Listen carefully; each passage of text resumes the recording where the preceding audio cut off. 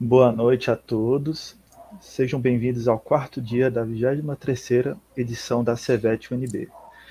Meu nome é Vinícius, sou estudante da veterinária e integrante do módulo Além da Clínica. E hoje tenho a honra de receber a médica veterinária Adriana Ribeiro de Araújo no nosso evento para ministrar a palestra do tema Perícia de Animais em Situações de Maus Tratos. A palestrante Adriana é graduada em Medicina Veterinária pela Universidade Estadual do Norte Fluminense. Ela tem residência em Anatomia Patológica Veterinária pela Universidade Federal Fluminense e é membro da Liga Acadêmica de Ciências Forenses da Universidade Federal do Rio de Janeiro. Ela também é membro da Associação Ibero-Americana de Medicina e Ciências Veterinárias Forenses. Ela também é membro da Academia Brasileira de Ciências Forenses e avaliadora da Revista Brasileira de Criminalística. Antes de dar início à palestra, gostaria de agradecer aos nossos apoiadores, a Estopato, a LabCare, a Exotic Life, a Ouro Fino e a Scan, e também dar alguns recados. O formulário de presença será liberado pelo chat do YouTube ao final da palestra, então fiquem atentos, pois só vai receber o certificado quem se inscreveu na plataforma SIGA e confirmar a presença nesse formulário. As camisetas também estão à venda, elas estão a R$ 35,00 e quem tiver interesse pode entrar no nosso Instagram, @CVET-UNB. E ao final da palestra abriremos espaço para perguntas que podem enviar no chat. Só colocar hashtag e pergunta em caixa alta que iremos anotar. E esperamos que isso seja um momento muito proveitoso para todos e todas. Adriana, por favor, pode começar. Obrigada, Vinícius. Eu gostaria de agradecer a organização. Espero que seja um momento muito proveitoso para todos nós.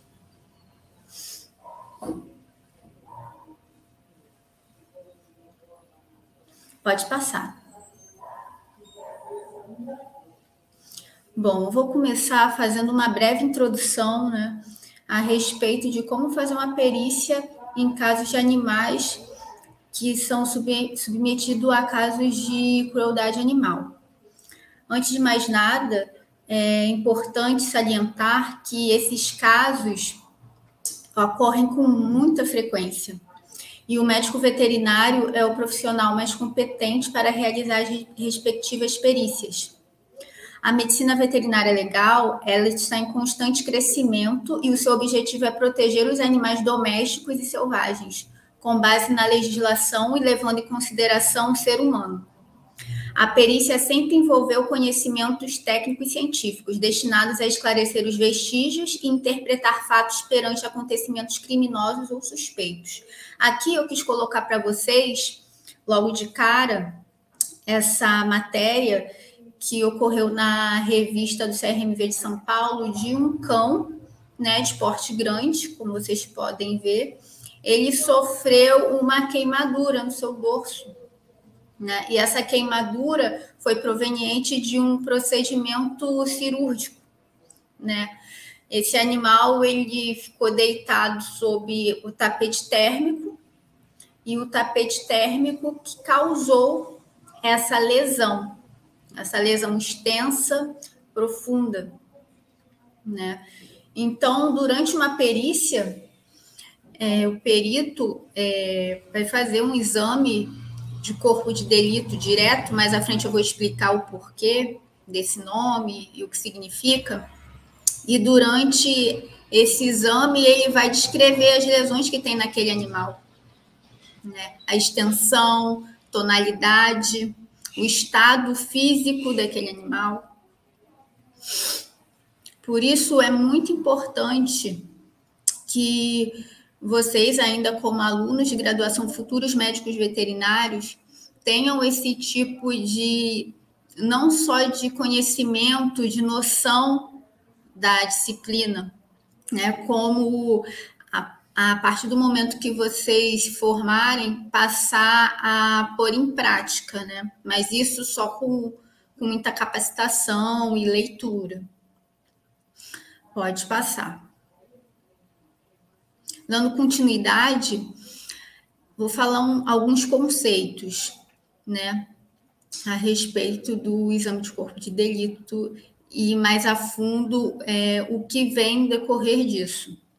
O fato material é o que se baseia a prova de um crime. No caso, na foto anterior, aquele cão, ele é a prova de um crime.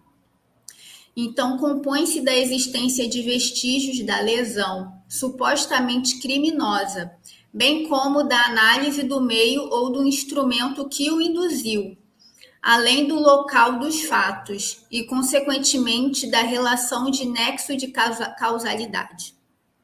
O exame de corpo de delito é a principal forma para avaliação de um local de crime, com o emprego de uma análise minuciosa que resulte em laudos destinados ao auxílio e à condução de um processo judicial.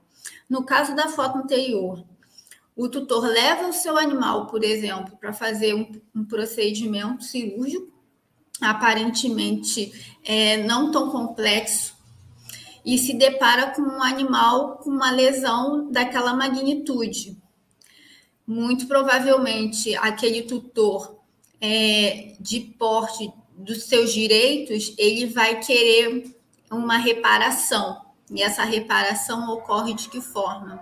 Muitas vezes através de um processo, né? E nessa parte de entrar com ação judicial, processo e tudo mais, é importante a presença de um médico veterinário perito para fazer esse tipo de avaliação bem minuciosa. Esse foi um exemplo que eu dei, né? No caso, foi um exemplo de erro médico, mas à frente da apresentação eu vou citar alguns casos de crueldade animal a nível de forma intencional, né? Pode passar. Então, a nossa legislação brasileira, ela não institui como obrigatória a realização do exame de corpo de delito em animais, quando se trata de um processo criminoso ou suspeito.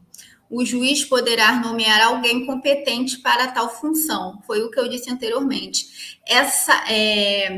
Esse nomear, esse alguém competente, no caso, seria o médico veterinário perito, né? E qual é a importância da medicina veterinária legal na nossa classe?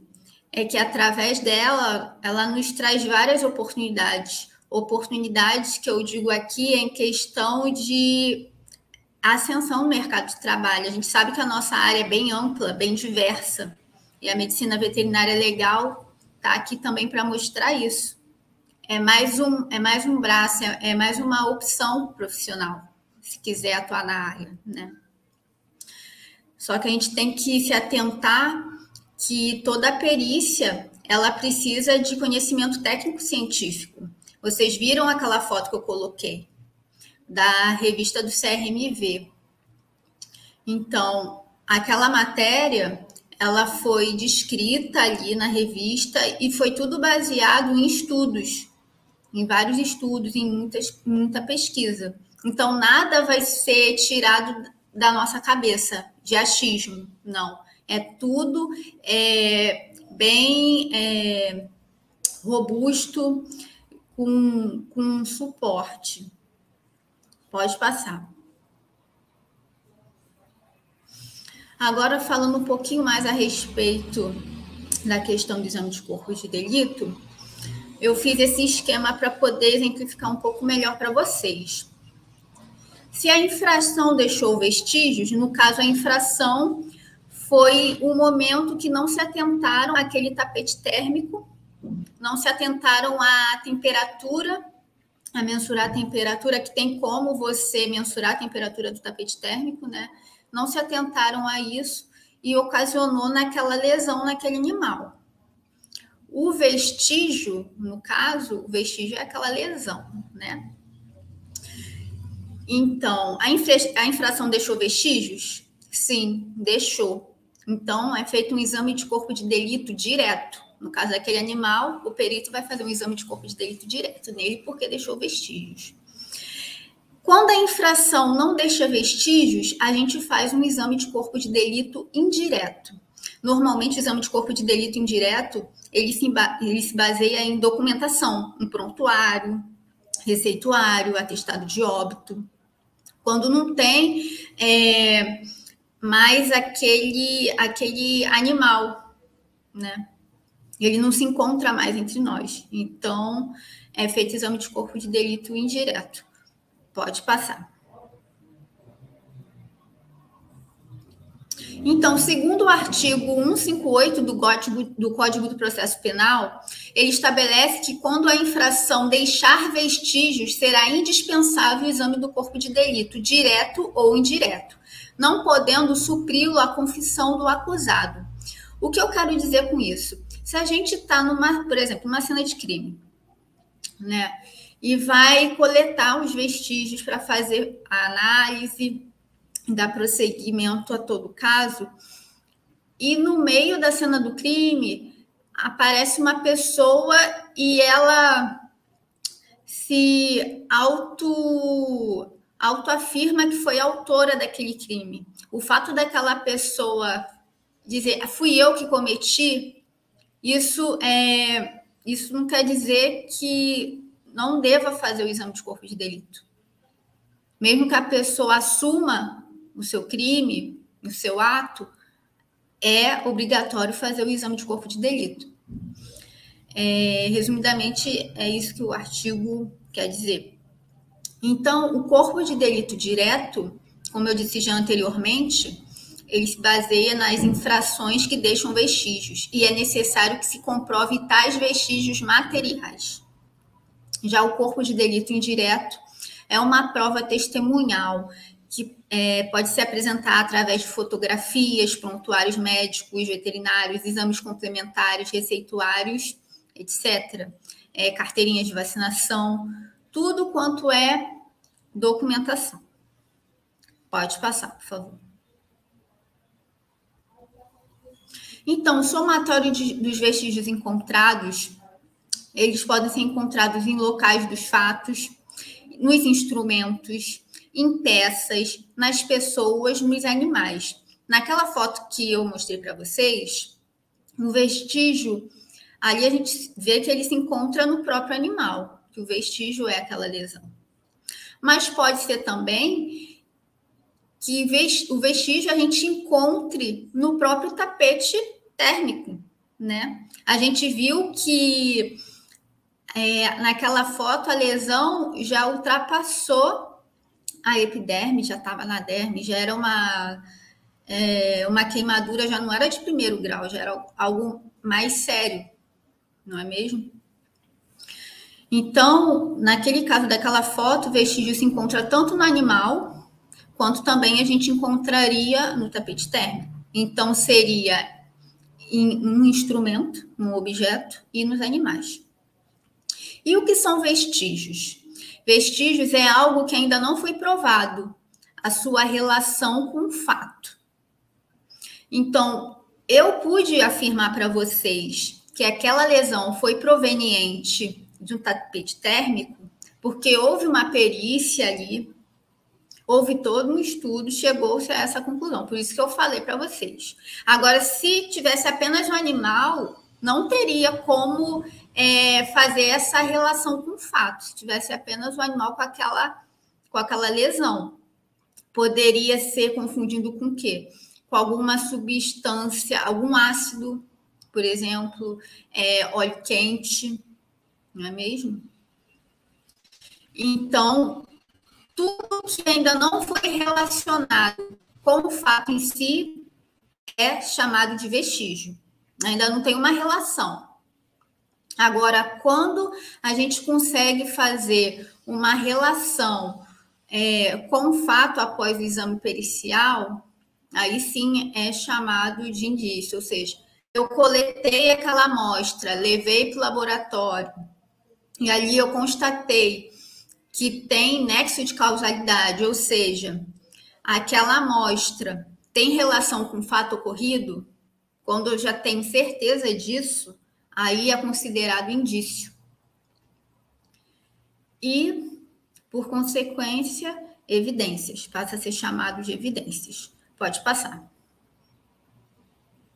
Aqui é um exemplo que eu gosto de falar, porque foi um caso de grande repercussão até internacional, o caso da Alva, que ela se fazia de protetora, então muitas pessoas levavam animais para ela, encontrava animais na rua ou simplesmente queria se desfazer, não tinha mais condições de ficar com um animal, dava para ela e ela prometia, ela garantia que arrumava um novo lar para esses animais, né?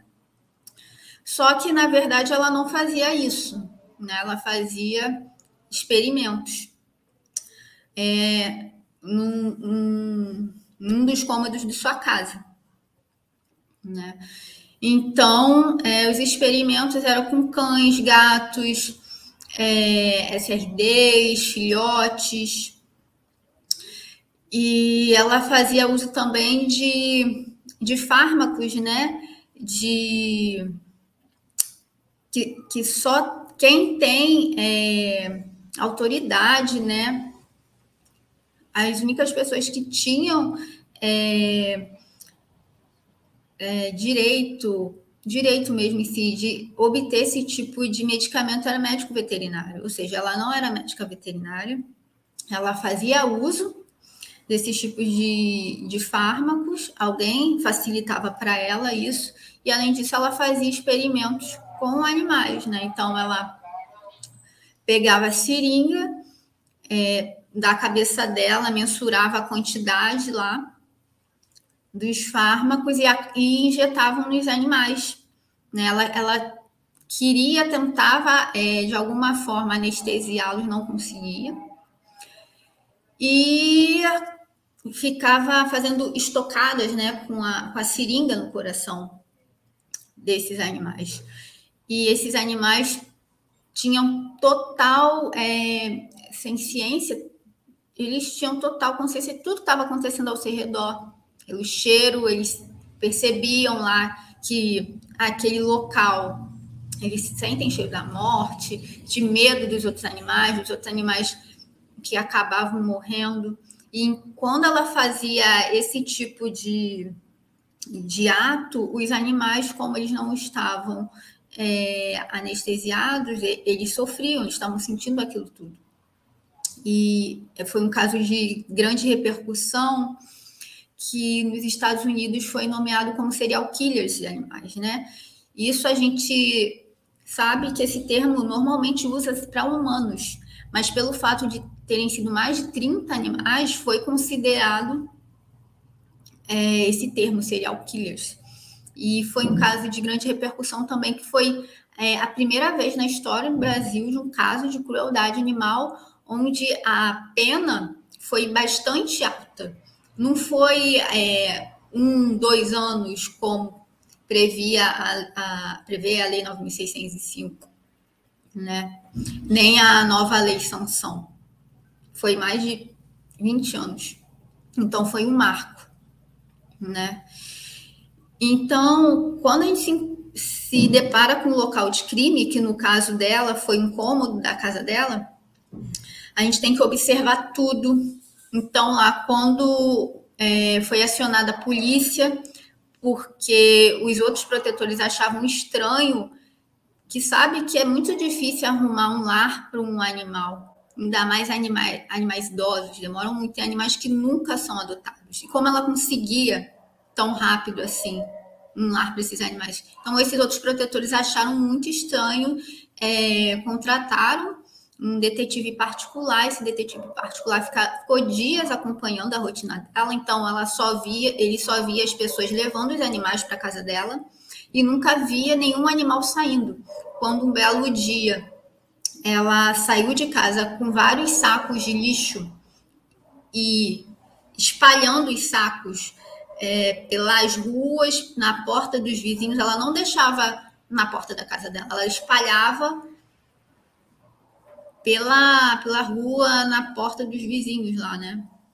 Então, depois ela entrou, aí ele foi lá, foi abrir um dos sacos e viu a quantidade de animais que tinham lá. Gatos, cães, filhotes, adultos.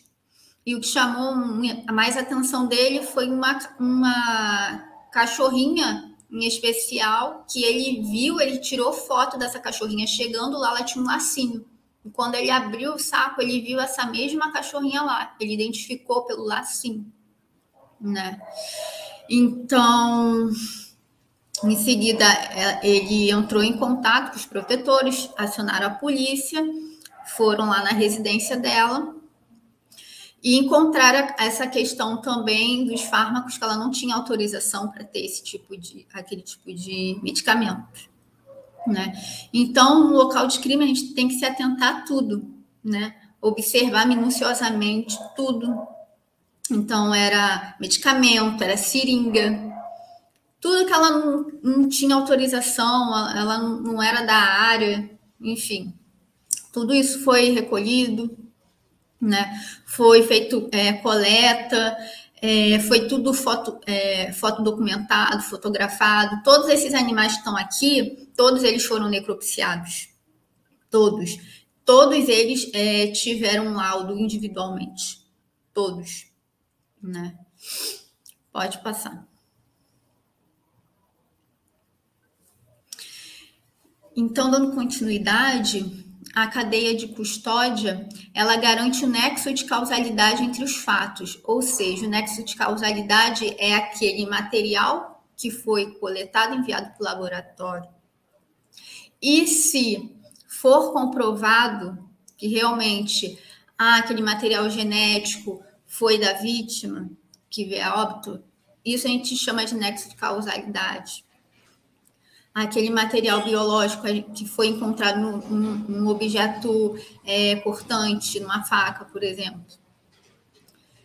tem nexo de causalidade com aquela vítima, né? A cadeia de custódia, simplificando, o que é a cadeia de custódia? É todo o trajeto, é todo o caminho que é feito desde o momento que chega no local do crime, é coletado aquele material é devidamente acondicionado no recipiente estéreo, esse recipiente ele é identificado com a data, horário, local, quem coletou, qual vai ser o seu destino, o seu trajeto até o seu local de destino, que pode ser o laboratório, pode ser necrópsia, um laboratório de necrópsia. Esse trajeto todo é a cadeia de custódia. Não pode ter nenhum desvio, porque vai colocar em risco, digamos assim, a idoneidade, né, daquela prova. Então, os indícios, como eu disse anteriormente, eles preservam as informações e provas para garantir a confiabilidade dos exames realizados, né? Isso acaba confirmando o que eu acabei de falar para vocês a respeito da cadeia de custódia, só que com outras palavras. Então, é isso. Desde o momento que coleta até o seu destino final, tem que manter preservado, não pode ter nenhum tipo de alteração. Então, se eu coletei um chumaço de pelos, né? Ele não pode sumir. Ele vai ter que chegar lá no laboratório. Não pode simplesmente chegar lá, o recipiente está vazio, não tem nada. Entendeu? Tem que preservar. Então, são feitos exames também. Exames complementares. Aqui eu botei só esses 4, mas existem outros, né? Exame de balística, física, genética, toxicologia. Toxicologia foi feito no caso da Dalva, né? Porque como ela injetava fármacos no coração desses animais, foi feita uma técnica, né, bem avançada, onde eles detectaram que tipo de fármaco ela injetava no coração daqueles animais. Espectrometria gasosa de massa, se não me engano. Mas é uma técnica bem avançada e nem todo lugar dispõe desse tipo de técnica, como foi feito na USP, né? A mando do Dr. Paulo Maiorca, ele que foi o patologista que ficou à frente desse caso, e a USP tem muita estrutura, então foi possível fazer esse tipo de análise mais apurada. O acondicionamento, como eu disse anteriormente, né? Então, no acondicionamento daquele material que foi coletado, deve-se conter identificação, né? Ele deve estar bem guardado durante todo o seu trajeto, deve estar documentado e assinado pelo perito que fez aquela coleta, com a data, local, hora. Pode passar, por favor. Agora, falando um pouquinho de como o clínico ele pode se deparar com situações de maus tratos, né? E outros casos envolvendo crimes contra animais, não só maus tratos. Por que eu digo isso? Porque deixar um animal sem água e sem comida por dias em casa, a sua tipificação é totalmente diferente de ceifar os membros posteriores de um cão, por exemplo. Os dois casos que eu dei são de maus tratos, mas eu não posso igualar, né? Quando eu falo tipificação, falando mais na nossa área, né, humana, assim. Para ser humano tem grave, moderado, leve. Para os animais não tem isso ainda. Então, é algo que a gente está lutando para que tenha essa tipificação. E esses casos, quando chegar no judiciário, não seja tudo considerado tudo como maus tratos, né? Então, é considerado crime atos de abuso, lesão corporal, tráfico, contrabando e maus tratos. Todos esses exemplos a gente vê na clínica, né? Segundo o artigo 32 da Lei 9.605, a Lei dos Crimes Ambientais, né? A lesão corporal, ela está dentro do artigo 129 do Código Penal também. O médico veterinário, ele deve seguir o código de ética para evitar mais condutas como a imperícia, imprudência ou negligência no exercício da sua função. O que eu quero dizer com isso? Quando um profissional se deparar com esses casos de lesão corporal, tráfico, contrabando, ato de abuso, maus tratos, o que o médico veterinário deve fazer? Ele deve denunciar. Ele deve fazer o exame de corpo de delito. Ele em nenhum momento pode se isentar disso. Pode passar, por favor. Aqui eu gosto muito dessa foto porque, como eu disse anteriormente, o médico veterinário em nenhum momento ele pode se omitir, né? E essa foto é do primeiro ambulatório de medicina veterinária legal, lá da Unesp de Botucatu. Foi um projeto, né, pioneiro. Quem está à frente é a professora Noemi de Souza Rocha. E por que viram necessidade de criar esse ambulatório? Porque até então não existia, né, IML veterinário. Em casos em que envolvem crime contra animais, a gente não pode simplesmente levar um animal e levar para o IML humano para fazer, eles não permitem isso. Então, devido à grande demanda de número que a gente vê de animais que sofrem todo tipo de injúria e covardia, começou lá na Unesp de Botucatu esse projeto. E ele foi muito importante, é pioneiro, porque serviu de modelo para as outras instituições também passarem a se mobilizarem no sentido de criarem IMLs veterinários, né? Então, a falta de IML veterinário causa intercorrências, pois caso o animal é encaminhado para o hospital veterinário, não são feitas de forma específica os exames necessários, e dessa forma se perde provas muito importantes que pudesse elucidar aquele fato. Quando se tem um IML veterinário, subentende-se que aqueles profissionais estão devidamente capacitados, qualificados para atender aquela vítima, né? Pode passar. Então, antes de fazer o exame de corpo de delito, a gente deve conferir, né, se aquele animal realmente foi o animal que foi dado entrada, né, para realizar o exame. Principalmente em casos assim que envolve animais de grande valor zootécnico, né? Por exemplo. Após a conferência dos dados sobre a identidade e identificação, o profissional ele deve atentamente ler informações da história e evolução clínica da enfermidade do animal. Caso tenha recebido atendimento médico veterinário, no caso prontuário, então a gente tem que checar todas as informações do prontuário se está batendo com aquele animal. Caso contrário, deverá colher do tutor o máximo de informações acerca da possível doença, aquela que possa estar relacionada com o delito em questão, ato denominado anamnese.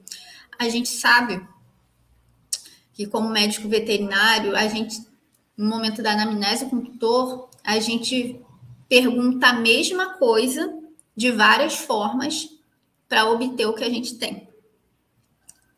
Então, aqui também não vai ser diferente, porque a gente sabe que o tutor, muitas vezes, ele omite certas informações que são de extrema importância, né?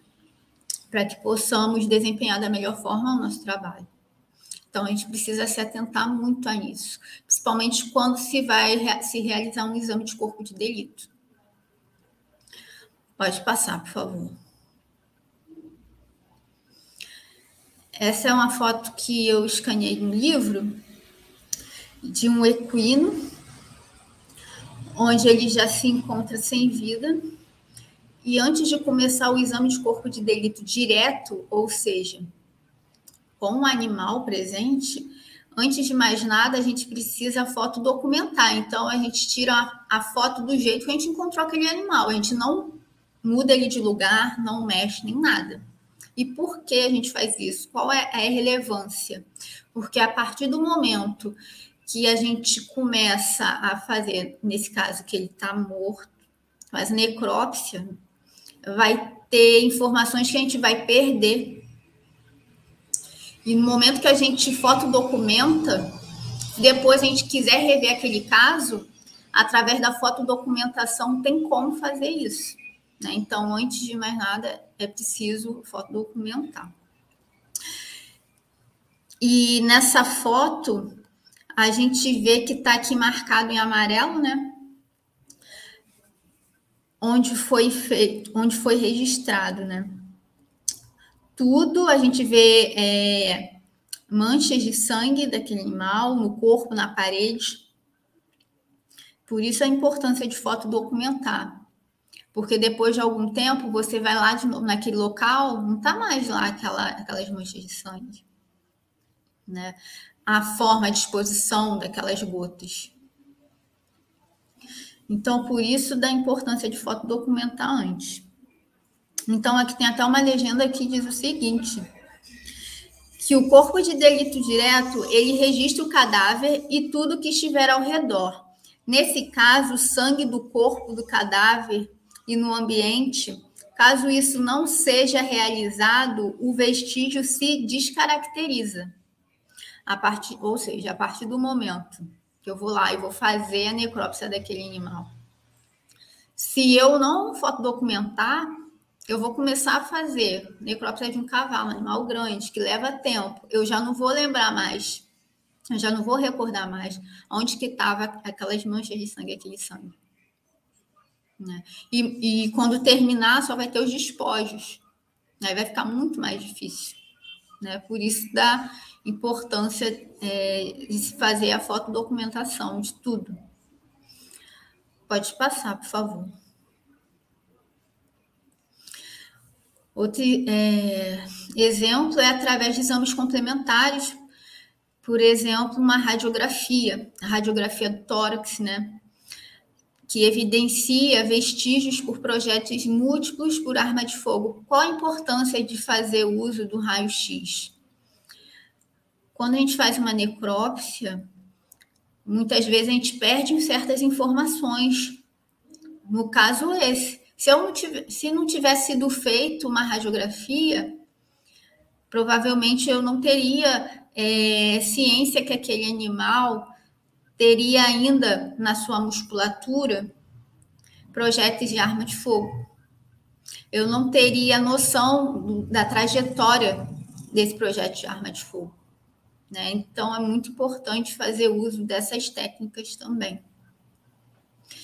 A segunda foto, né, é uma lesão mista, né, ferida e sulco no membro, que é caracterizado como maus tratos, feito por uma arma branca do tipo peia, como se fosse uma corda. Aí dá para ver que está estrangulado ali. Pode passar, por favor. E esse caso, creio que ou a maioria conheça, né, que é o caso Sansão. Também foi feito exame de corpo de delito direto nele. Só que, resumidamente, como que ocorreu? O tutor se deparou com o fato do seu animal estar com os membros ceifados. Ele imediatamente levou numa clínica mais próxima, foi feito o atendimento emergencial. Ele perdeu muito sangue. Em seguida, ele foi transferido para um hospital, escola, onde tinha mais estrutura e suporte para atendê-lo. Ele foi submetido a uma cirurgia, porque ele perdeu muito sangue, também submeteu à transfusão sanguínea. E só no dia seguinte que foi feito o exame de corpo de delito nele. Ah, Adriana, mas se não foi feito na hora, acabou perdendo alguns vestígios, certo? Correto. Mas em casos como o dele, a gente sempre vai preconizar, sempre vai priorizar a vida daquele animal. Então, não ia adiantar muito eu, por exemplo, me preocupar em fazer o exame de corpo de delito nele, no estado que ele estava, e ele acabar vindo a óbito. Né? Então, em casos como o do Sansão, a gente sempre prioriza a vida. No dia seguinte foi feito o exame de corpo de delito nele, e dá para vocês perceberem que o focinho dele, a região da cabeça está extremamente ferida, machucada, com lesão. Então, aquela região ali foi aonde amarraram a boca dele, o focinho dele com arame. Então, isso tudo foi descrito, né, durante o exame de corpo de delito. Foi fotodocumentado e foram feitas outras avaliações. Eu vou falar mais um pouco à frente. Quais foram? Pode passar, por favor. Eu disse na foto do ambulatório de corpo de delito que ele foi o primeiro ambulatório, né, que serviu de modelo para muitas instituições. E esse ano a gente teve a felicidade de saber que o estado de Minas Gerais, de Belo Horizonte, Minas Gerais, inaugurou o seu IML veterinário, né? E esse IML veterinário, o serviço ocorre em parceria entre os órgãos de segurança pública, né, a Polícia Civil de Minas Gerais, juntamente com alunos de uma universidade lá de Belo Horizonte. Então, é muito importante a gente incentivar e investir em pesquisa, né? Porque começou lá em Botucatu e agora está tendo muitos frutos. Eu soube semana passada também que a Universidade Federal de Uberlândia também eles já estão com esse serviço de ML veterinário, né? Começou semana passada, eles já começaram a divulgar, então já são 2 instituições, né, de ensino superior em Minas Gerais que já está prestando esse serviço. Então é muito gratificante para a gente saber que a medicina veterinária é legal, aos poucos está tendo forma, né? Está chegando a cada vez mais pessoas, mais profissionais. E por que será que está sendo feito isso? Devido à grande demanda, como eu disse anteriormente, a importância, né, que tem. Então, atualmente são 2 instituições que estão prestando esse serviço lá em Minas. Pode passar, por favor. Agora, falar um pouquinho do exame de corpo de delito indireto. Pode passar. Que o exame de corpo de delito indireto, como eu disse anteriormente, ele ocorre através de documentação, quando não tem mais a presença daquele animal ali, né? Nem em forma de nem cadáver e nem vivo. É só através de documentos, prontuário, receituário, atestado de óbito, exames complementares, como aquele exame de raio-x, ultrassonografia, tomografia computadorizada, carteirinha de vacinação. Através de todos esses documentos, a gente faz o exame de corpo de delito indireto. Agora, em casos emergenciais, como proceder? É um resumo do que eu acabei de falar do caso do Sansão, né? Primeiro passo é a gente ter o pronto atendimento, foi o que ocorreu com ele. Se o animal sobreviver, né, orientar o tutor, fazer o exame de corpo de delito nele, orientar o tutor também de ir numa delegacia para abrir um boletim de ocorrência. Foi o que ocorreu no caso do Sansão, o tutor dele fez isso. Abriu um boletim de ocorrência, deu entrada ao inquérito. E no caso, quando o animal vem a óbito, o que é feito? É feito um exame necroscópico. É o exemplo daquele equino, né? O animal não conseguiu sobreviver, ele vem a óbito, então a gente faz o exame necroscópico, mas nunca esquecendo de sempre fotodocumentar e descrever todas as informações, todas as lesões, tonalidade, extensão, tudo. E tem em mente que a gente sempre deve priorizar a vida. Foi o caso do nosso menino Sansão. Pode passar, por favor.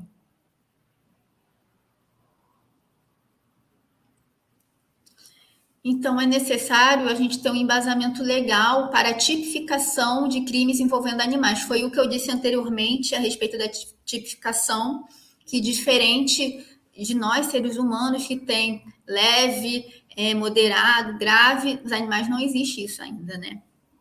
Então, baseado nisso, nessa questão da tipificação, a gente precisa se atentar muito em algumas leis para garantir que um animal tenha o seu direito devidamente assegurado.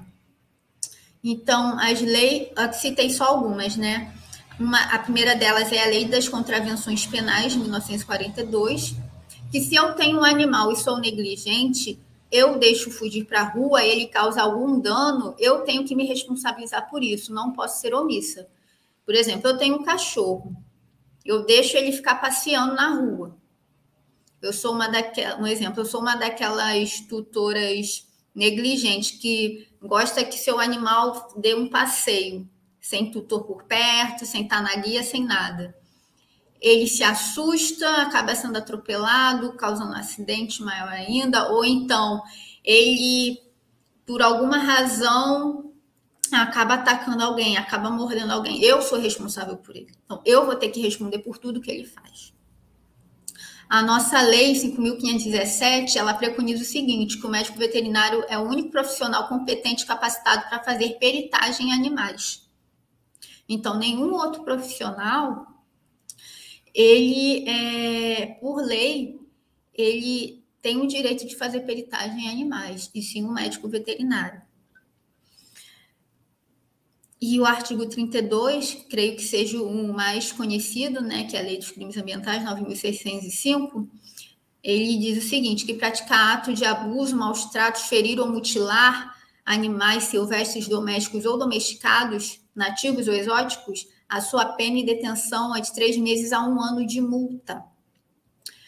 Na resolução 1236, de outubro de 2018, essa resolução, costumo dizer que ela desenha, não tem aquele termo, você quer que eu desenhe? Essa resolução, ela explica por A por B o que são maus tratos. Todos os exemplos de maus tratos tem nessa resolução. Então, se vocês têm interesse em conhecer melhor, vocês colocam no Google, pode dar print aí nessa tela, para depois pesquisar, e vai vir lá, a resolução 1236, o que é considerado maus tratos, todos os tipos de maus tratos, para não ter mais essa confusão que existe, né?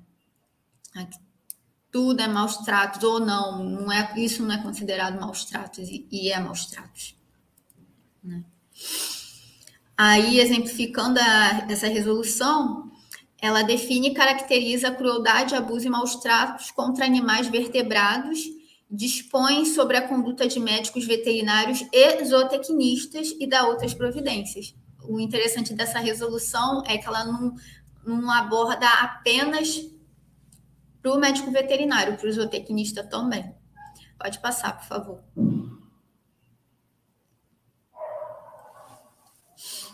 Então, a formalidade legal, como que ocorre tudo, né?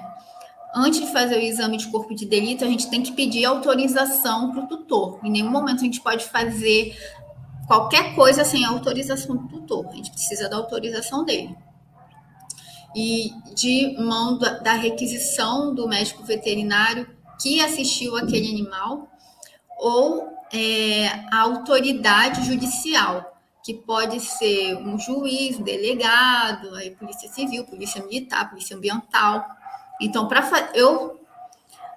eu sou, por exemplo, nomeada para fazer exame de corpo de delito no animal. Vai chegar para mim uma requisição. Essa requisição vai ser de alguma autoridade. Essa autoridade pode ser um delegado, pode ser um juiz, ou pode ser um médico veterinário fez aquela requisição, mas no caso a autoridade que vai solicitar que eu faça o exame naquele animal. Caso o tutor queira questionar o atendimento do profissional ou estabelecimento veterinário ou morte violenta suspeita de crime, deve dirigir-se à polícia civil ou polícia ambiental mais próxima. Nesses casos, o médico veterinário também deve orientá-lo a receber o animal, deve identificar com foto para preservar a cadeia de custódia, que eu já falei para vocês como que ocorre, e logo em seguida dar início ao exame. Ou seja, além de fazer o exame de corpo de delito em casos que o tutor suspeite de alguma coisa, eu, como profissional, eu preciso orientar aquele tutor de que ocorreu isso e isso, que ele deve se dirigir à delegacia mais próxima para abrir um boletim de ocorrência, porque senão, provavelmente da próxima vez, esse animal não vai estar vivo para cá novamente para ser examinado, ou em outros casos também, começou com o animal, a próxima vítima pode ser aquela tutora, pode ser uma mulher, né, ou pode ser um idoso. A gente sabe que isso está muito interligado com a teoria do Lynch, né? Então, é muito importante a gente se atentar em orientar os tutores, né? E em caso de animais portadores de apólice de seguro, a resenha também é indispensável para que o exame seja realizado além da autorização da seguradora. Não esquecer nenhuma dessas informações, ou seja, em caso de animais de alto valor zootécnico, que é segurado, em nenhum momento você vai fazer uma necrópsia sem estar com o documento da seguradora. Em hipótese nenhuma, porque a partir do momento que você fizer, depois vai dar problema. Então, é muito importante ficar atento a isso também. Pode passar, por favor.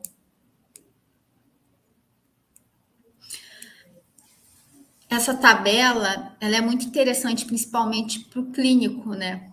Que creio que se deparem com algumas dessas situações e como poder identificar, né, esses casos de crueldade, abuso e negligência. Então, casos de negligência ocasionalmente é comum, né? E quais os critérios para essa suspeita? Má condição corporal, né? Um animal caquético, né?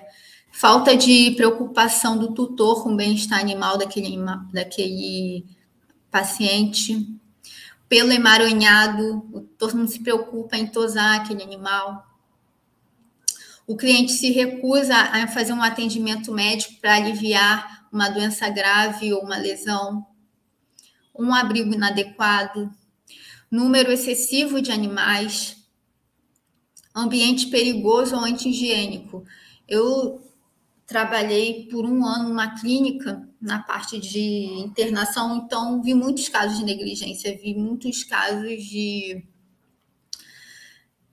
criador também. Teve um caso que me chamou muita atenção de um shih tzu, um animal de raça, não era CRD nem nada. Ele deu entrada lá porque ele estava sentindo muita dor, ele tinha bicheira no olho esquerdo, se não me engano. Muita bicheira. E ele estava cego, ele perdeu a visão, né? Quando eu fui olhar o prontuário daquele paciente, ele chegou a ficar internado com a gente. Tive que dar banho, tive que tirar toda aquela miíase dele e tal.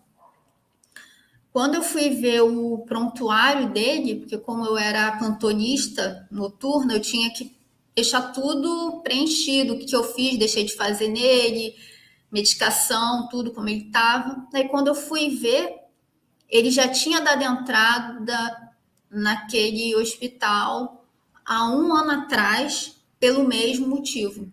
Ele já não tinha sido a primeira vez, entendeu? Então, foi negligência do tutor, né? Então, ele não estava cego daquela vez que ele chegou para mim. Ele já estava cego, já há mais de um ano, né? Então, são casos que a gente se depara muito na clínica. Pode passar, por favor. Volta um, por favor.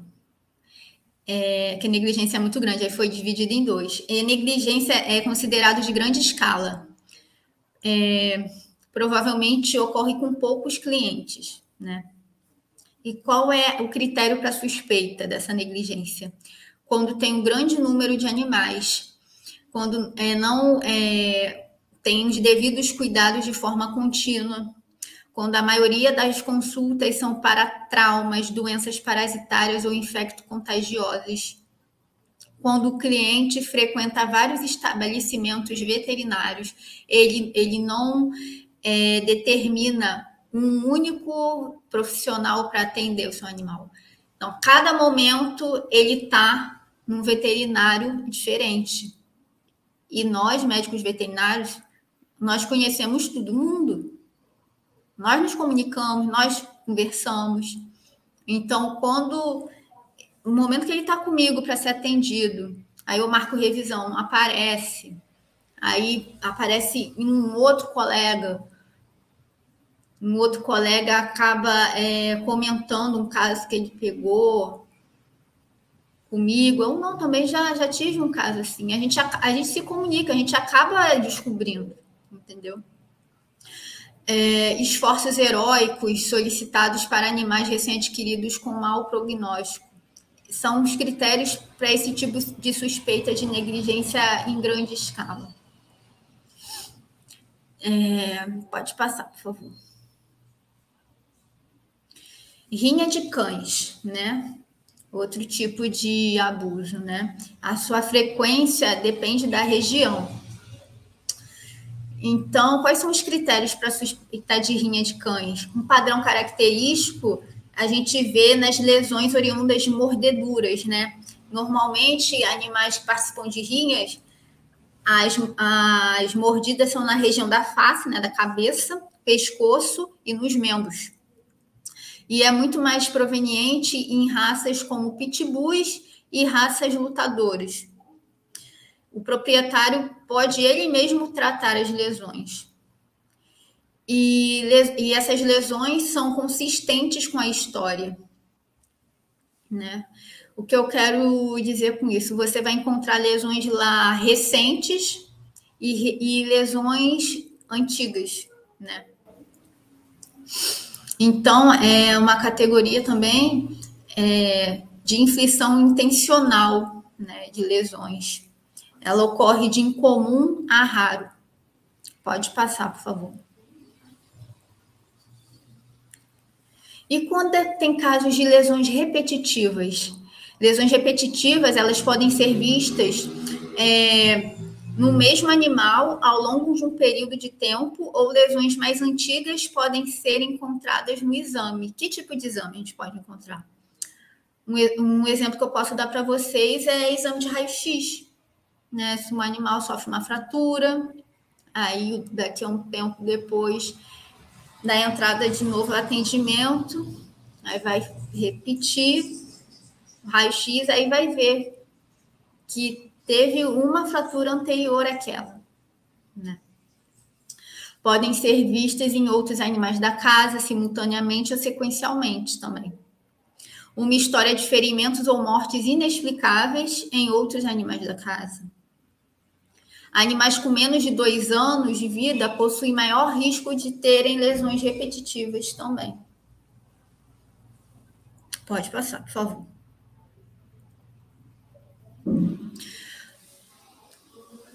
Outra questão que a gente tem que se atentar é o estado comportamental do animal. Eles demonstram medo de um membro da família. Então, provavelmente, quando ele demonstra medo de um membro da família, aquele membro provavelmente é um indivíduo que transfere, né, para aquele animal toda a sua fúria, raiva. Tem casos também de animais que são extremamente agressivos, submissos, são muito submissos quando estão próximos do seu opressor, baixa a cabeça, curva o corpo, aquele comportamento totalmente submisso. E quando esse animal ele se encontra longe, distante do seu opressor, seu comportamento muda, fica mais relaxado, né? Não tem mais aquele comportamento de submissão, de agressão, né? E o diagnóstico de maus tratos ele não deve ser baseado apenas nessa questão comportamental, mas é algo que também deve ser levado em conta, mas não apenas isso. Eu lembro que o professor Aldair, que ele ficou à frente do caso do Sansão, ele disse que chamou muita atenção a questão comportamental daquele animal, né? Que ele ficou em choque, né? Ele ficou por muito tempo em choque. Imagina, você ter os 2 membros posteriores ceifados, o choque daquele animal, né? Então, eu lembro que ele falou em uma palestra que chamou muita atenção nele. Ele até então nunca tinha visto um caso daquele, né? O choque que aquele animal ficou. Então, aí entra essa parte comportamental. Pode passar, por favor. E aqui é um protocolo, né, adaptado de exame de corpo de delito, onde a gente responde alguns quesitos. O primeiro deles é se há ofensa à integridade corporal ou à saúde daquele examinado. Qual a natureza do agente, instrumento ou meio que a produziu? No caso daquela primeira foto, o instrumento era o tapete térmico, né? Qual a natureza do agente? Foi físico, químico? Isso tudo tem que ser respondido. Foi produzido por meio de veneno, fogo, explosivo, asfixia, tortura ou por outro meio insidioso ou cruel? Aí tem que ser bem detalhada essa resposta. Resultará perigo de vida ou debilidade permanente de membro, sentido ou função ou antecipação de parto? Aqui a gente pode usar o exemplo do Sansão. Resultará perigo de vida ou debilidade permanente de membro? Resultará incapacidade permanente para atividade? Aqui é mais específico para cão-guia, cão policial, animais de trabalho, né?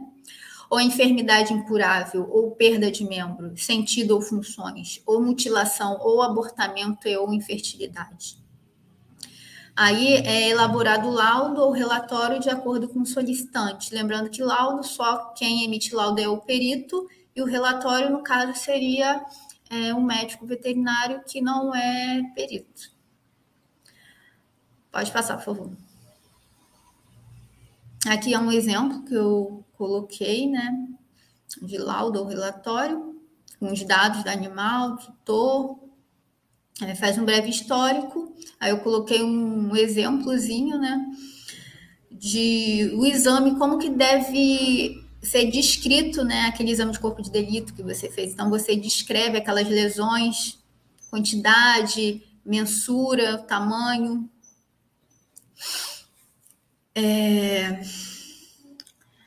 Aí tem a resposta dos quesitos. Aí essa discussão e conclusão, ela é baseado em conhecimento técnico-científico. Então, aqui, todo caso desse animal, ele tem que ser baseado em estudos, né? Então, a gente faz uso de artigos para se respaldar nessa parte de discussão e conclusão. E aí, por fim, data, CRMV daquele profissional, data e horário. Deixa eu ver se eu consigo... Ah, tá. Vai ficar melhor para mim. Estava muito pequenininha a imagem. Então, posso explicar para vocês essa descrição que foi feita.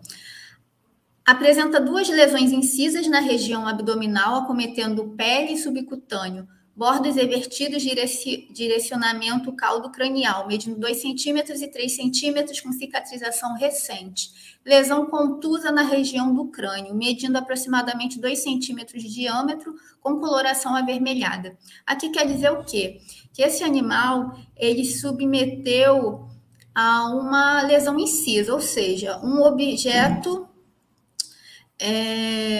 de corte, pode ter sido uma faca ou uma navalha, né? Por que eu estou dizendo isso? Porque ele descreve essa lesão de bordos evertidos, ou seja, os bordos ficaram para fora, bordos evertidos. Direcionamento caldo cranial. Aí tem a sua mensuração, né? E é possível perceber também que a cicatrização é recente, né? Não é algo antigo, né? Crônico. A cicatrização provavelmente ainda está com alguma inflamação ou algo do tipo. Pode passar, por favor. E por que os casos envolvendo animais não seguem adiante? Tem muitos casos que, infelizmente, não seguem adiante. Primeiro, porque não há equipe especializada dentro do sistema oficial, por isso da importância de ter um IML veterinário. E esse IML veterinário, ele sempre é vinculado com um órgão de segurança pública. Mas é importante que, dentro dos órgãos de segurança pública, tenham profissionais qualificados e capacitados para isso. Segundo, fazer o BO, mas não produzir a prova, sem relatório de necrópsia, exame toxicológico e demais documentos. Ou seja, é feito o BO, mas simplesmente chegar lá e denunciar não é o suficiente. Tem que chegar lá, fazer a denúncia, abrir esse boletim de ocorrência, devidamente respaldado com todas as documentações, com exames complementares, prontuários, fotos. Quanto mais detalhado, melhor de seguir o caso, porque senão fica lá parado. E terceiro, arquiva um boletim de ocorrência. Isso quando o delegado aceita fazer o boletim de ocorrência. Artigo 319 do Código Penal. O crime de prevaricação é quando um servidor público ele se nega de realizar a sua função, o seu serviço. Então, quando ele se nega a desempenhar a sua função, ele acaba fazendo esse crime, realizando esse crime, que é o de prevaricação. Então, é sempre bom, quando a gente for numa delegacia, fazer a denúncia e com tudo impresso. Lei 9.605, Lei Sanção, lei contra a prevaricação também. Porque a partir do momento que eles se deparam com isso, eles veem que você tem total ciência do que está acontecendo, que vocês não são bobos. E eles conhecem as leis. E se um desses profissionais, ainda assim, cometerem esse crime, eles acabam sofrendo punição, é afastado, tem multa, acontece um monte de coisa também. Pode passar, por favor.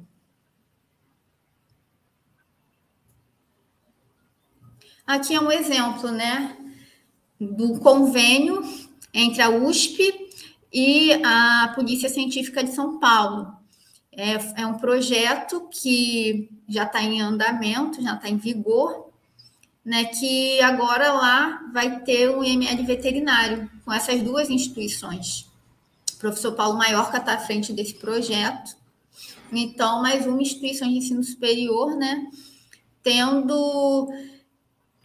estando à frente, né, de um IML veterinário. Então, convênio assinado em vigor entre a USP e o Instituto Criminalística do Estado de São Paulo, onde a todo momento em que houver crimes envolvendo crueldade animal, esses animais serão encaminhados para lá. E o mais interessante é que esse convênio vai ser entre profissionais, mais uma vez, no Instituto de Criminalística de São Paulo, e esses profissionais são médicos veterinários. Lá no início eu falei que para fazer esse tipo de serviço, o profissional tem que ser extremamente capacitado e qualificado. Então, além de serem médicos veterinários, eles trabalharem no órgão de segurança pública também. Um diferencial aqui, nesse caso, é que eles foram alunos do professor Maiorca, né? Então, eles já sabem como que funciona, como vai ocorrer, como vai proceder as coisas lá, né? Então, é mais uma vitória para a gente. Pode passar, por favor.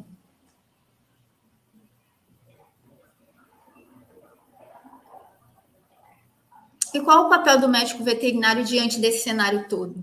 Sabendo que o aumento de penas para crimes envolvendo animais é o nosso objetivo, né? Na atuação profissional, orientar o tutor sobre como proceder nos casos que envolvem crime contra os animais, denunciar, porque tem o Código de Ética do médico veterinário e no Código de Ética diz que a gente, como profissional de saúde, a gente tem que denunciar, sim. A gente tem que também se proteger contra processos. E qual é a melhor forma da gente se proteger? Fazer tudo correto, seguir o código de ética, preencher o prontuário. O que mais tem é prontuário incompleto. E por isso muitos colegas, infelizmente, acabam respondendo por processos, né? Primeiro, prestar atendimento sempre àquele animal, sempre priorizar a vida. E a importância de elaborar laudos e relatórios adequados para auxiliar a justiça em crimes envolvendo animais. Pode passar, por favor. O que mais a gente pode fazer, né? Onde notificar e de que forma? Aqui eu botei o exemplo de São Paulo, mas tem em outras unidades federativas também. Então, a gente pode denunciar na delegacia, a delegacia eletrônica de proteção animal, resgate de animais, polícia militar ambiental, 190, Ministério Público, ONGs, se aquele profissional, aquele médico veterinário está com medo, está com receio, porque eu sei que tem essa questão, infelizmente, de coação, de chantagem, de ameaça, a gente fica muito exposto, principalmente o clínico, porque ele está na linha de frente, né? Então, ele pode fazer o uso de ONGs. Então, aquele representante da ONG que vai lá na delegacia, que vai lá denunciar, então, em nenhum momento vai aparecer o nome do médico veterinário como autor daquela denúncia. No caso, vai ser um representante de uma ONG. Pode passar, por favor. Aqui eu quis deixar para vocês, né, literatura, alguns livros. Tem alguns livros nacionais, né? Perícia Civil para Médicos Veterinários, é uma nova edição, tem modelos de laudos, petições. Tratado de Medicina Veterinária Legal, também pela MedVep, fala um pouquinho da história da medicina veterinária legal, essa parte de exame de corpo de delito, traumatologia, vários assuntos também. O novo Código de Ética Veterinária, recomendo que todos vocês obtenham esse livro. Ele vai, com certeza, evitar que lá no futuro, quando vocês se formarem, não tenham o desprazer de receber uma intimação e ter que responder um processo. E, além disso, né, saber como conduzir no ofício de vocês. Preencher bem um prontuário, ter sempre em mão uma cópia das suas receitas, né? A Medicina Veterinária versus Processos Judiciais é uma obra também do colega Clifton, onde ele ensina, digamos assim, como evitar de responder a processos, né? E a única forma da gente não responder a processos é fazer o que tem que fazer de forma correta, né? Medicina Veterinária Forense é um livro que era para ter já saído, só que por conta da pandemia acabou atravancando um pouco. Então, estamos aguardando ainda que ele em breve esteja à disposição. Wildlife Forensic Investigation é do casal Cooper, né? É interessante esse livro porque mostra como é feita a perícia veterinária nos Estados Unidos. É totalmente diferente aqui no Brasil. Pode passar, por favor. Aqui só um exemplo de um artigo, né? Um trabalho a respeito de exame de corpo de delito que foi realizado num gato vítima de arma de fogo, né? Que foi realizado lá na Unesp de Botucatu, com vários profissionais da área, né? A professora Thalia, a professora Noemi, a Maria Rita Rodrigues Massad, Laila Massad, né? Que são referência também na parte de necrópsia virtual, mais conhecido como virtópsia. Então, a gente tem alguns trabalhos já publicados na área. Então, a importância desse evento aqui hoje, da gente divulgar essa questão científica também, porque é fundamental, é vital que quem está na bancada, quem está lá no laboratório, na universidade, ao publicar esse tipo de trabalho, vai auxiliar em muito quem está lá na ponta, quem está lá do outro lado, aquele perito oficial, aquele perito judicial, o assistente técnico, no momento dele redigir o seu laudo, redigir o seu parecer técnico, é de extrema importância, né? E isso só foi possível também diante de investimento, né, na pesquisa e na educação. Pode passar, por favor. Aí eu costumo, né, sempre deixar o pessoal a par, quem gosta dessa área, né, ficar a par dos próximos eventos que estão para ocorrer. Então, vai ter uma segunda conferência de patologia veterinária e medicina veterinária legal. Creio que ainda esse ano eles estão no processo ainda de organização, reuniram vários grupos de estudo, isso é muito legal, e os próprios alunos vão promover esse evento online, creio eu, ainda não tem data definida. O Convel, eu soube hoje, antes de apresentar, que já está com um cronograma pronto também, por conta da pandemia vai ser online, né? Normalmente é presencial, lá na região sul, e é junto com o MedVep, né? Dessa vez vai ser independente. E o Interforensics, que é considerado o maior evento na área das ciências forenses, é o maior evento a nível internacional e ele é organizado a cada 2 anos por nós brasileiros e é muito orgulho, né, falar isso, porque ele é visto por outras organizações internacionais, né? É considerado um dos melhores eventos, até mesmo pela Associação Americana de Ciências Forenses. Então, costuma vir muita gente de fora para vir prestigiar esse evento. Então, é muito legal, muito bacana. E esse ano, por conta da pandemia, ele estava previsto no meio do ano, junho, julho, aí foi passado para novembro. E esse ano vai ter uma trilha, né? Eles costumam chamar de trilhas. Vai ter uma trilha de medicina veterinária legal. Então, vai ser algo bem novo para quem ainda não conhece, né? E é isso. Pode passar. Aí eu gostaria de agradecer, né, a todas as instituições que me abriram as portas, sem elas eu não estaria aqui. Mais uma vez, agradecer a organização do CEVET, agradecer também ao UNB, e espero que vocês tenham gostado. E obrigada. Pode passar. Quem quiser entrar em contato comigo, pode entrar através do meu Instagram ou por e-mail também. É isso. Obrigada.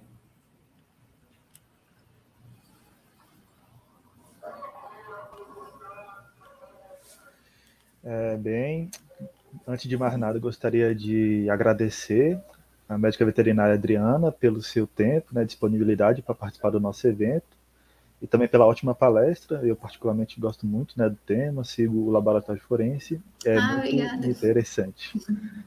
Também, antes de ir para a parte das perguntas, queria só falar que o link de presença do formulário já está aí no chat do YouTube. E aí, partindo agora para as perguntas. Amanda Assunção está perguntando: você pega muitos casos envolvendo animais grandes e silvestres, ou os cachorros e gatos são realmente os maiores alvos? Então, Amanda, os casos que eu participei, até então, participei a nível assim de processo e tal, de interesse civil, foram pequenos.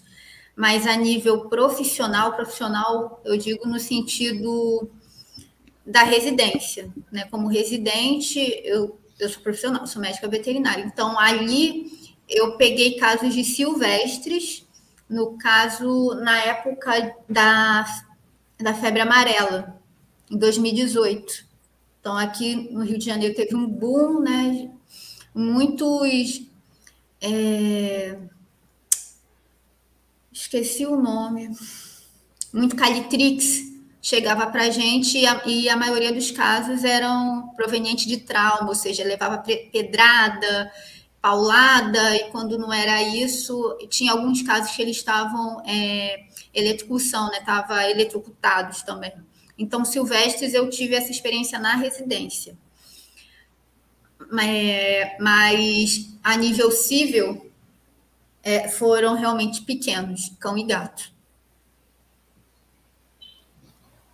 A próxima é da Letícia Queiroz. Quais as lesões mais comuns em cães que sofrem maus tratos? Tem padrões? Tem.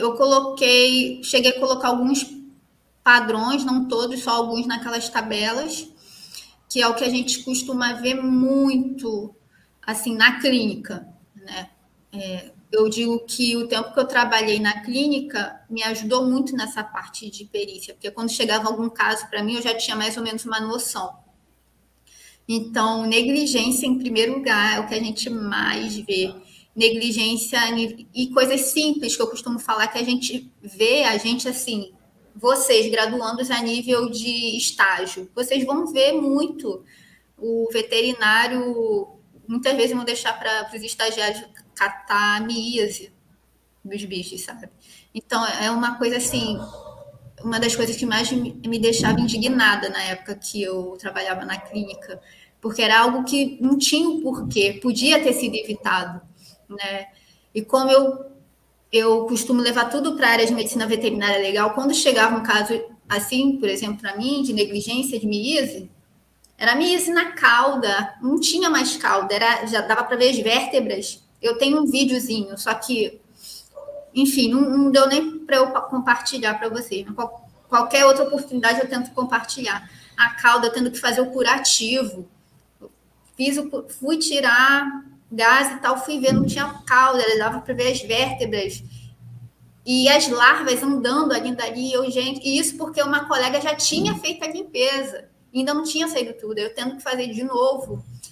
E podia ter sido evitado isso, e a pessoa não viu, o cachorro ficar lá largado e tal, não sei quanto tempo depois foi ver. Apareceu ontem, gente, não apareceu ontem.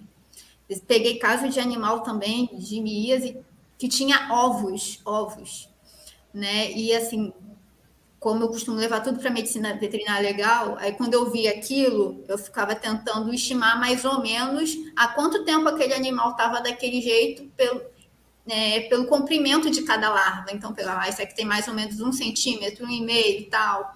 Aqui ainda tem ovo, então há tanto tempo que ele já está assim. Então, eu tentava fazer essa analogia, que para mim, pelo menos, mais fácil de tentar... não digo aliviar, mas tipo conseguir dar conta, porque é muito difícil, né, fácil. A questão do animal ficar cego por conta de miíase no olho, gente, é muito descaso, sabe? Então, negligência é o que a gente mais vê.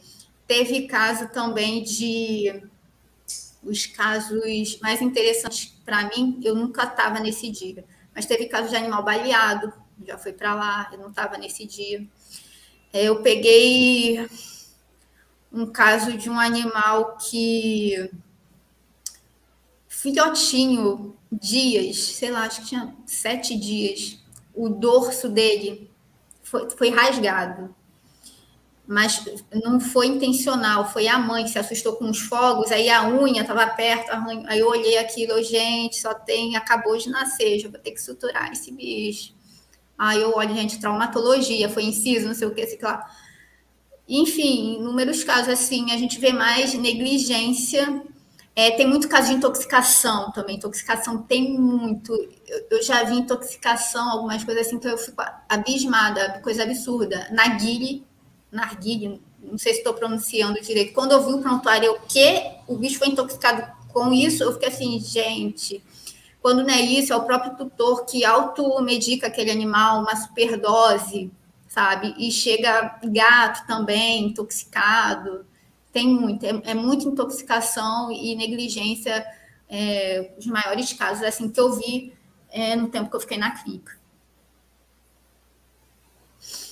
Também mordida, muita mordida, assim, de cão contra cão e de cão pegando gato também. Também, eu via muito isso lá. Próxima pergunta é da Fernanda Lourenço. A maior parte dos casos chegam por denúncia ou é flagrante? Os maiores casos, assim, quando é para encaminhar para a autoridade, no caso, vai um oficial.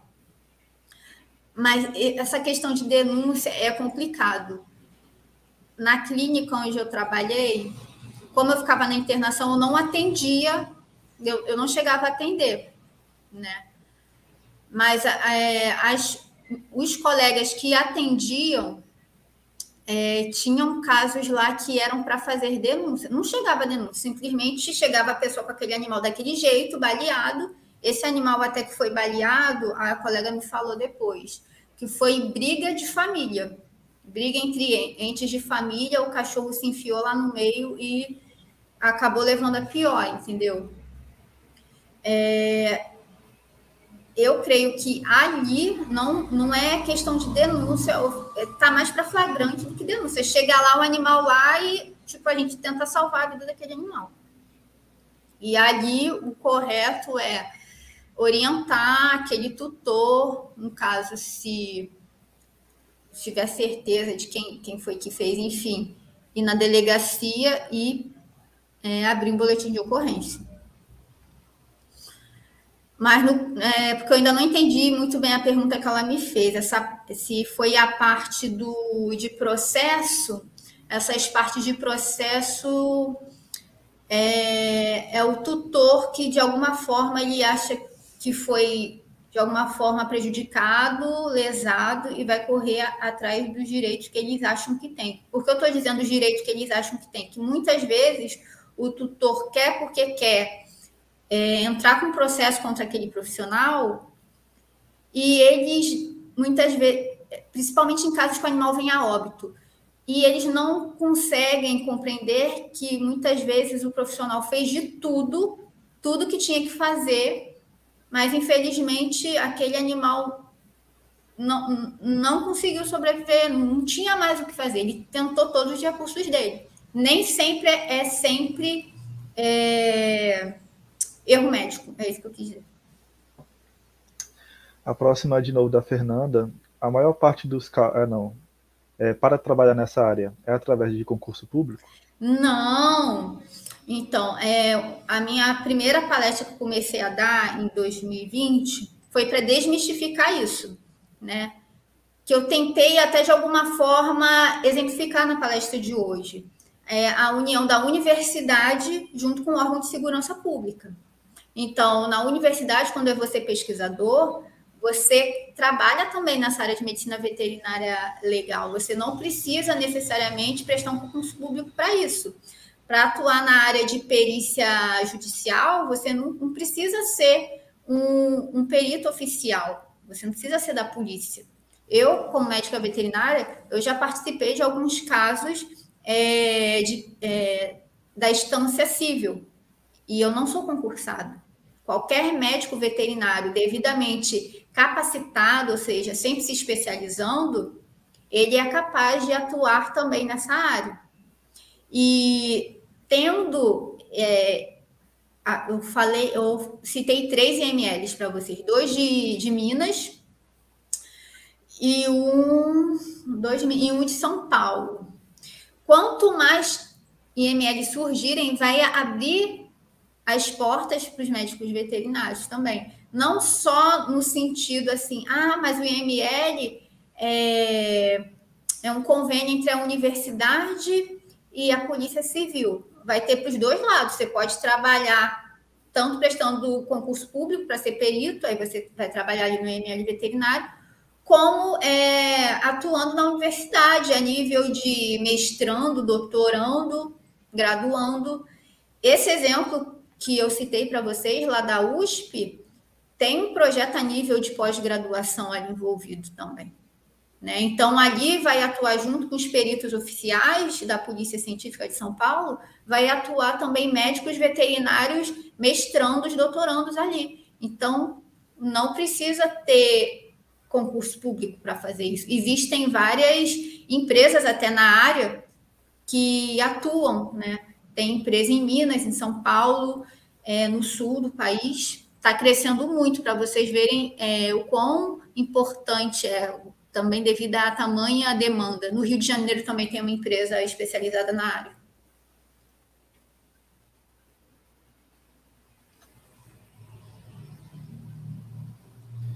A próxima pergunta é da Nayane.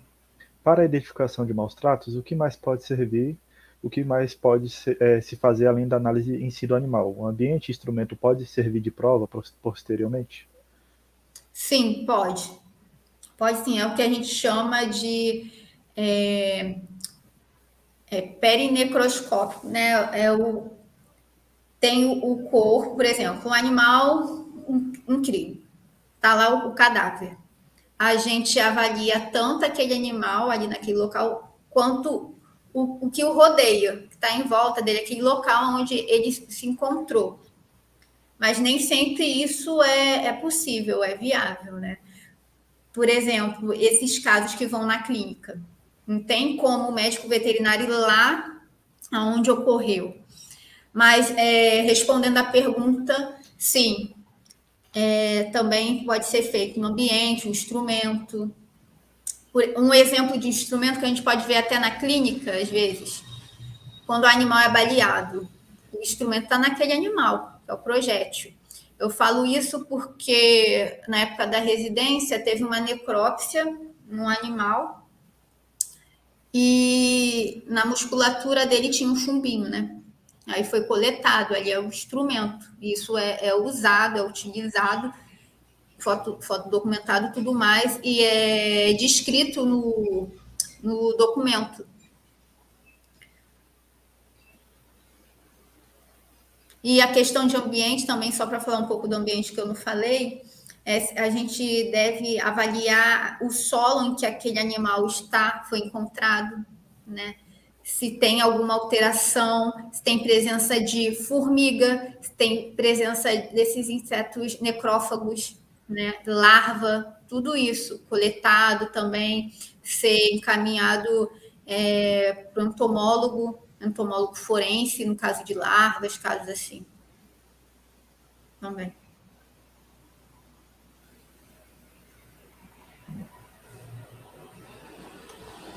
O João elogiando a palestra. Obrigada, João. A Andrea também, a Giovana Ribeiro. Obrigada. Então, eu queria agradecer mais uma vez pela palestra e sua presença. Eu acho que agradeço. Foi de grande conhecimento para todos, principalmente para mim e para os ouvintes. E também agradecer aos ouvintes, né? Pelo que eu estava vendo, bateu mais de 60 em uma hora, até 70. Então foi bastante gente impactada com isso. Ah, tá. Eu pensava que era o meu tempo. Desculpa, gente. Eu vi que eu estava passando um pouquinho do tempo. Eu tive que dar uma corrida. Não. É porque é muito extenso. É um tema muito amplo. E quando toda vez que eu sou convidada para dar uma palestra, dificilmente é sempre a mesma. Eu sempre mudo, atualizo, porque está sempre mudando. Eu acabei de falar para vocês. Eu soube hoje à tarde que vai ter o Convel, né? Quem está organizando é o Medvep, junto com a Associação Brasileira de Medicina Veterinária Legal. E, assim, a questão da USP também, a questão que eu falei para vocês, não coloquei, mas eu falei da Universidade Federal de Uberlândia também está com serviço, então está sempre atualizando, então eu sempre tenho que estar me atualizando. Então, se vocês quiserem saber mais a respeito, ficarem mais atualizados, vocês sigam o perfil Laboratório Forense, que lá eu sempre vou estar falando a respeito, divulgando, né? Questão de estágio também. Uma coisa que eu não falei, eu aproveito agora e falar que na UNB, né, tem projeto também na área, né? Então, é muito legal e é um projeto de associação, né? Convênio da Polícia Federal, juntamente com a UNB, tem estagiário lá. Então, é algo muito interessante, muito bacana também. Então, quem tem interesse, quem é da UNB, né? Então, procurar o Dr. Sérvio, que ele está à frente do projeto que tem aí, voltado mais para a medicina veterinária legal. Mas eu acho que foi no tempo certo e a galera gostou bastante, em geral. Ah, que bom. E com isso, acho que já está na hora da gente finalizar, né? Sim. E daqui a pouco tem a próxima palestra do nosso módulo e até mais. Até mais. Boa noite.